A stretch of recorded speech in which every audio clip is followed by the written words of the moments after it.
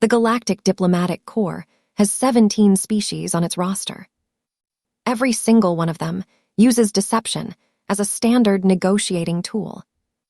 Misdirection, omission, strategic ambiguity, it's considered not just acceptable but sophisticated.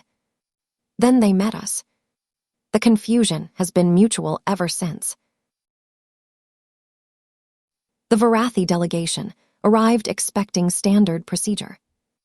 Their lead negotiator opened with a false resource scarcity claim designed to anchor expectations low.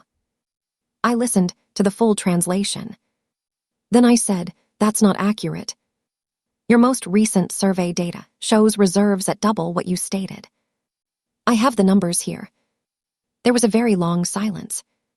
It said, "You have our survey data." I said, "It's in the public record." It said, "You were not supposed to have read it." I said, "It was published." Another silence. Then it said, "Why did you tell us you had it?" I said, "Because I did." It spent the rest of the session looking at me like I was a problem it hadn't anticipated. By session 3, they'd brought in a behavioral analyst. I know what analysts look like regardless of species. They sit slightly back and watch your hands.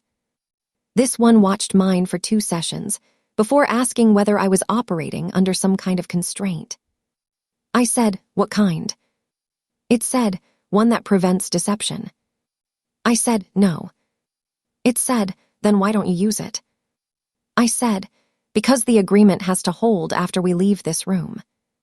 A deal built on false information fails in implementation. It costs more to fix than the original concession was worth." It said, "You are optimizing for a longer timeline than this negotiation." I said, "I'm optimizing for the outcome actually working." It wrote something down. I got the impression this was going in a report. In session 6, I told them our position was weaker than they thought. I'd found newer data contradicting the public survey. Our leverage was smaller than my opening suggested, and they deserved to know before we finalized terms. Their lead negotiator said, "You are telling us this voluntarily." I said, "Yes." It said, "This weakens your position significantly." I said, "I know." It said, "Why?" I said, "Because you'll find out eventually, and if you find out after signing, you'll consider the agreement fraudulent. I'd rather negotiate from the real position now." They took a 40-minute recess. When they came back, they offered better terms than I'd asked for. I think they assumed I had something larger I wasn't showing. I didn't. I just told the truth. My supervisor told me something on my first day I've thought about ever since. She said, "Every species assumes we're running a longer deception. They think honesty is a tactic. They keep waiting for the reveal." I said, "What do we tell them?" She said, "Nothing. Let them figure it out. The ones that do become our best partners. The ones that don't keep giving us better terms because they're convinced we're holding something back." I asked if that was ethical. She said, "We're not doing anything. We're just telling the truth. What they do with that is their business." The Varathi analyst found me in the corridor on the last day.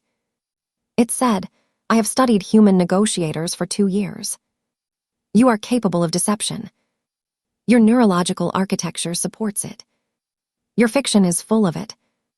The choice not to use it here is a choice, not a limitation." I said, "Correct." It said, "Why?" I said, "Because I have to go home after this. I have to look at the people I work with. I have to be the same person in that room that I am outside it." It considered this for a long time. Then it said, "That is the most alien thing I have heard a human say. We have no equivalent concept." I said, "I know. That's why it works." The agreement held. 3 years of implementation, not a single dispute requiring arbitration. The Varathi requested me personally for their next negotiation cycle.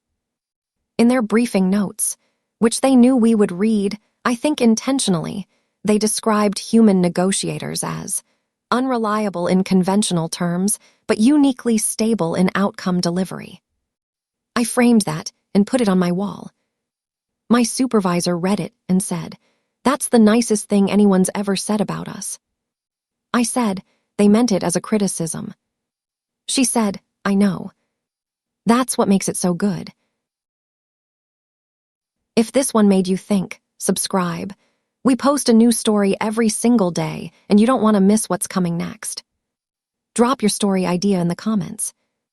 A job, a situation, a what if, just a sentence or two. We read every single one, and your idea might be the next video.